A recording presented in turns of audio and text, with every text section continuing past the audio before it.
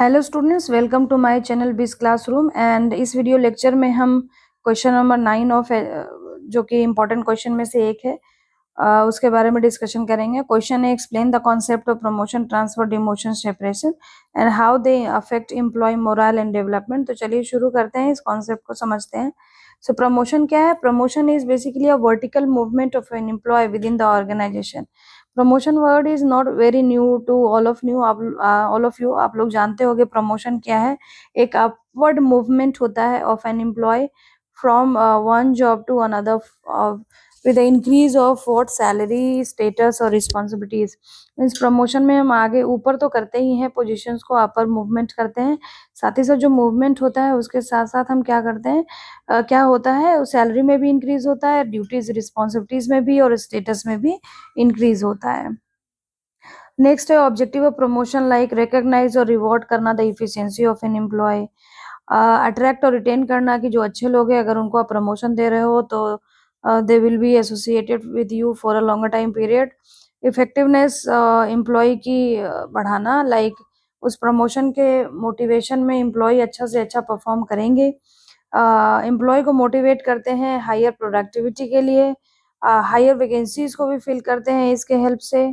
और to impress upon those concerned that opportunities are available to them also in the organization if they perform, मतलब with the help of it the companies basically give the message of to the employees that if they do good they will be get promotion, or otherwise not will not get promotion from the organization।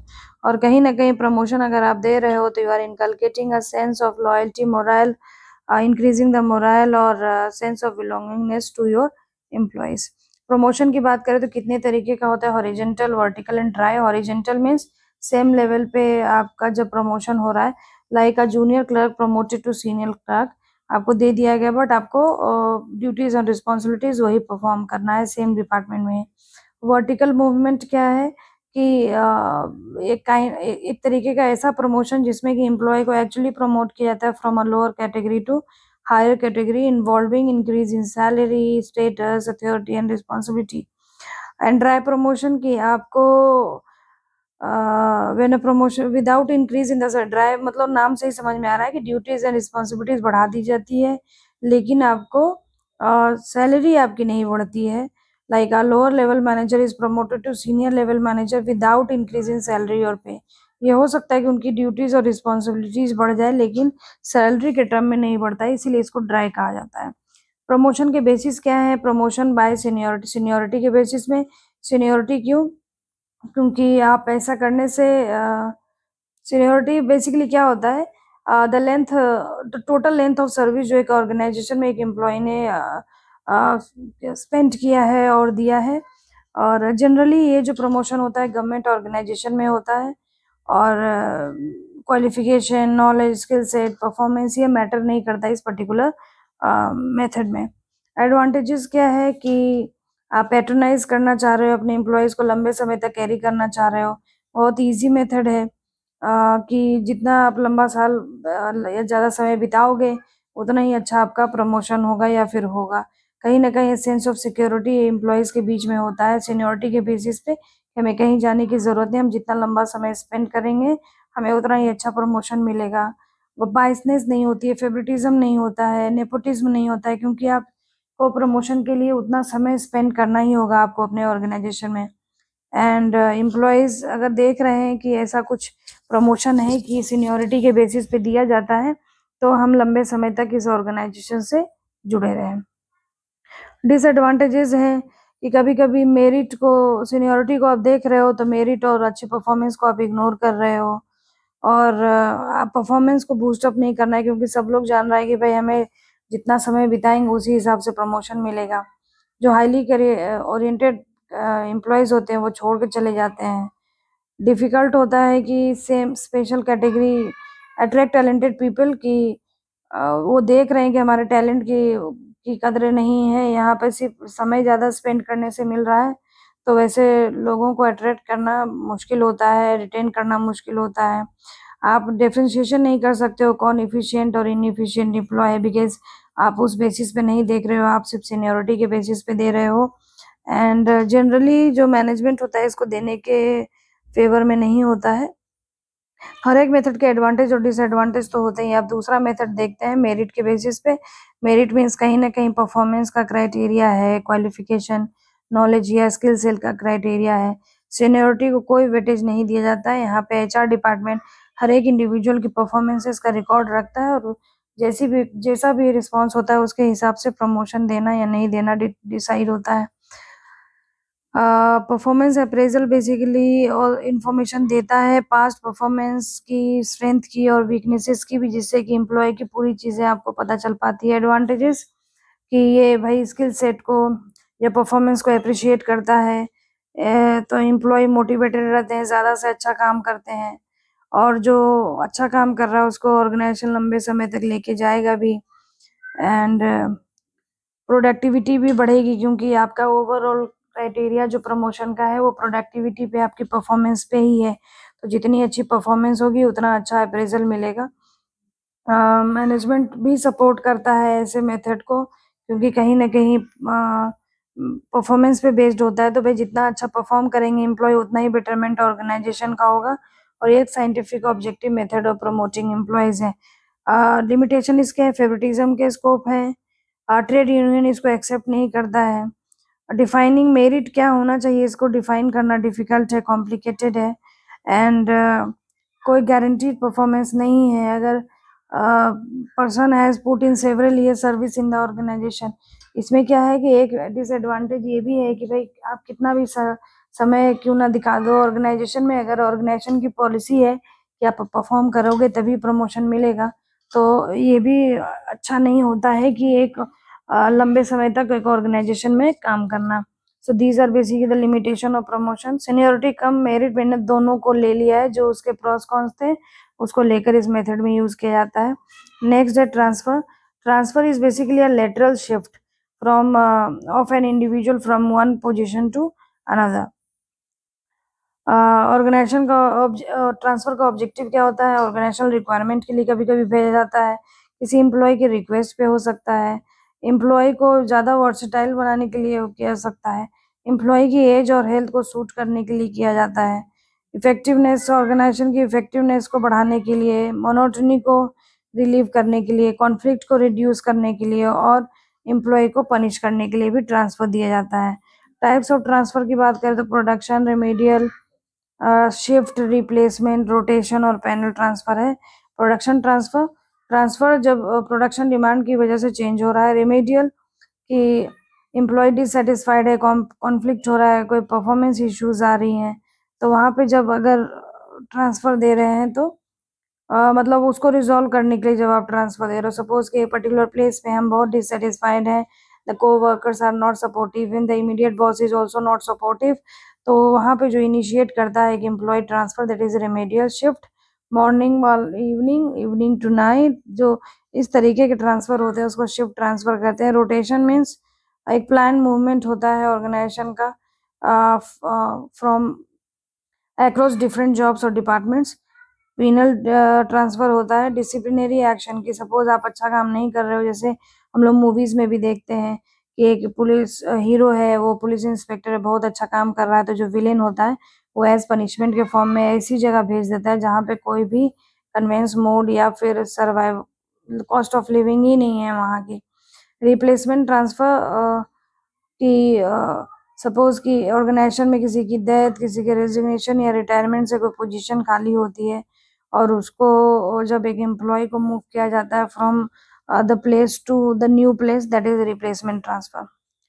Reason for transfer is like employee initiated or company initiated. Employee initiated transfers are like requested by an employee to the organization. ये उसके convenience के हिसाब से हो सकता है, desire के हिसाब से हो सकता है।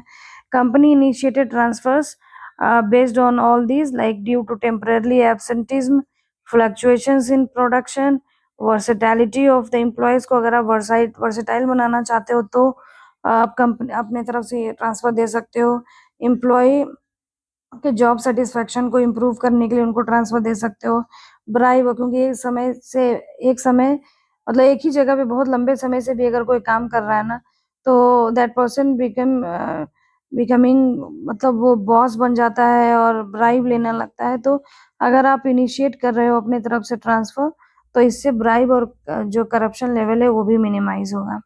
बेनिफिट एसोसिएटेड विद ट्रांसफर्स क्या क्या होते हैं? लाइक एम्प्लॉय की स्किल्स इंप्रूव होती है, मोनोटनी और बोर्डम हटता है, रिड्यूस होता है, फॉल्टी प्लेसमेंट जो अगर हुए हैं डिसीजंस तो उसको सही करता है, एंड एम्प्लॉय को चैलेंजिंग असाइनमेंट के लिए प्रिपेयर कर रहा है, एंड वर्क रिक्वायरमेंट स्टेबलाइज कर रहा है क्योंकि आप अपने ही एम्प्लॉय को एक जगह से दूसरी जगह भेज रहे हो, तो वो स्टेबलाइज करता है, एम्प्लॉय का सेटिस्फेक्शन एंड मोरल बूस्टअप होता है, एम्प्लॉय का रिलेशनशिप भी स्ट्रॉन्ग होता है और इम्प्रूव होता है।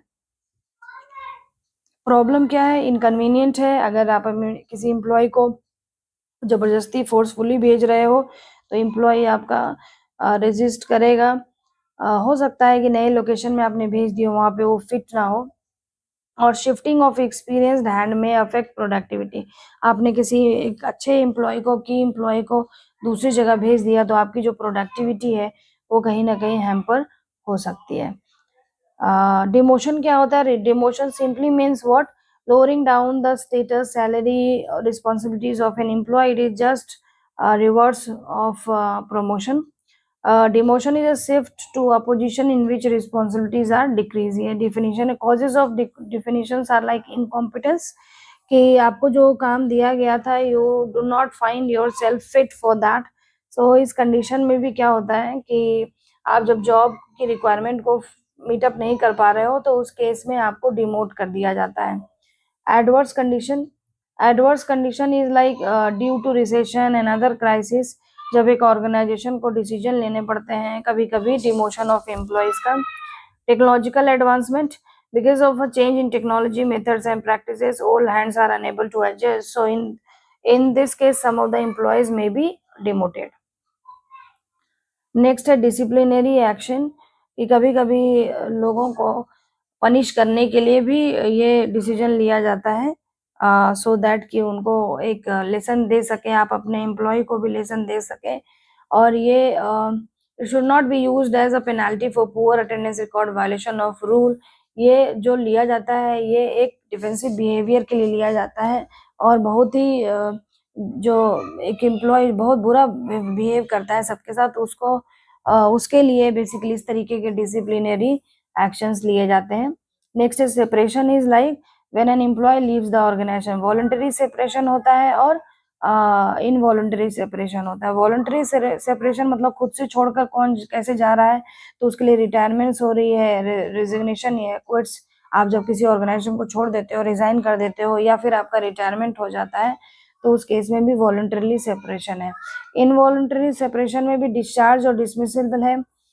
डिसमिसेबल कब होता है? जब एक्सेसिव एब्सेंटीज्म, मिसकंडक्ट हो, कंपनी की प्रॉपर्टी चोरी कर ली हो, स्पियोनोज है the act of practising of, आप जासूसी कर रहे हो और इंफॉर्मेशन लीक कर रहे हो, तो उस केस में फॉल्स क्वालिफिकेशन स्टेटमेंट है, एक्सपीरियंस सर्टिफिकेट आपने फॉल्स दिया हो, तो उस केस में भी इनवॉलंटरीली सेपरेशन या डिस्चार्ज और डिसमिसल किया जाता है। नेक्स्ट है retrenchment. Retrenchment is all about termination of the services of employees because of, कि हो सकता है कि किसी तरीके से मशीन काम नहीं कर रहा हो, या फिर आप उसको रिप्लेस करना चाहते हो, उतनी डिमांड नहीं है तो उतना क्यों कॉस्ट करना।